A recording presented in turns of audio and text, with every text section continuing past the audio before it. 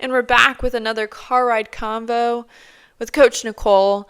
I've given you a couple weeks to really let the performance zones sink in, for you to test them, try them, practice them. The red, green, and yellow.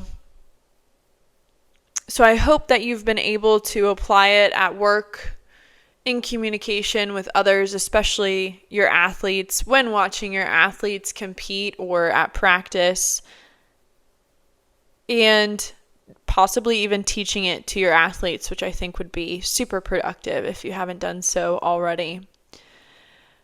And over the last 2 weeks, I've been trying to think about, what skills do I want to provide to you to help you jump from zone to zone, right?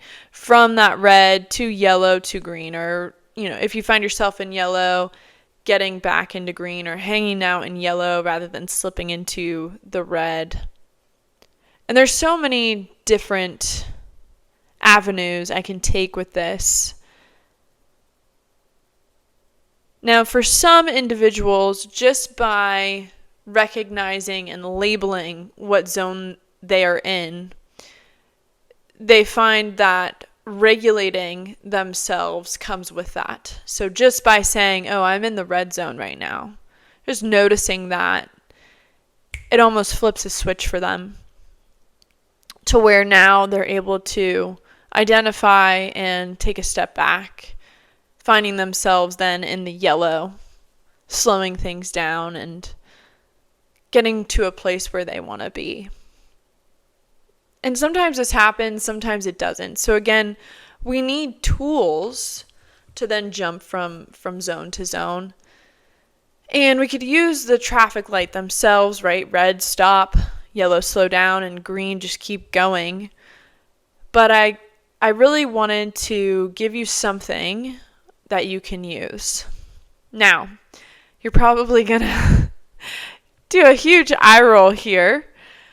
And I always tell this to my athletes too, just because it's quite overused, but I wanted to go over what's in and out of your control.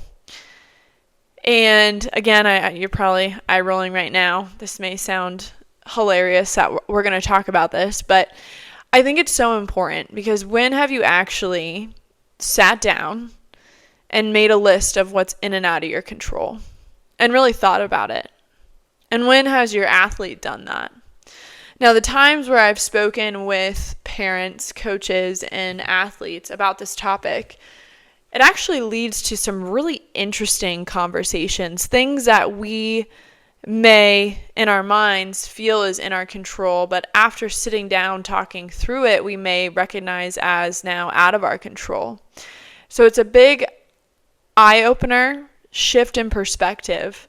And today, I want to touch on the definitions of what's in and out of your control, give you a few things as a parent that we find, in our control, things that are out of our control.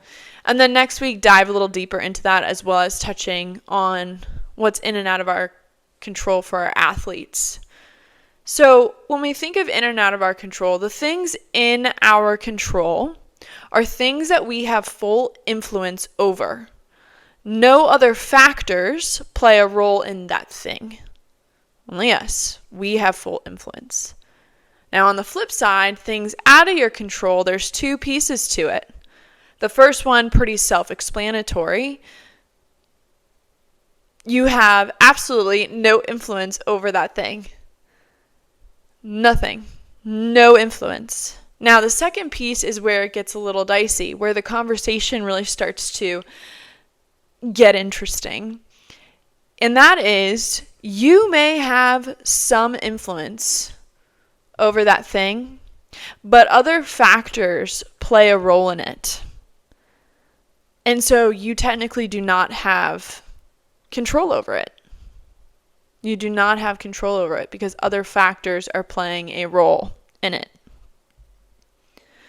Now, I recognize we are very close on time, so I think I'm going to leave you with that. Just the definitions. Get you thinking.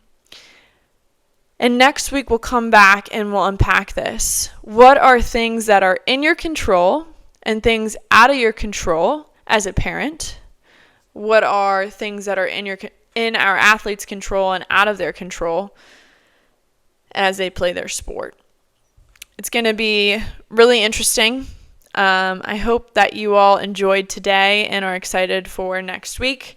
I'm also going to be providing you with some tools to use and put this into practice after going through what is actually in and out of our control. Hope you have a great rest of the week. See you next Wednesday.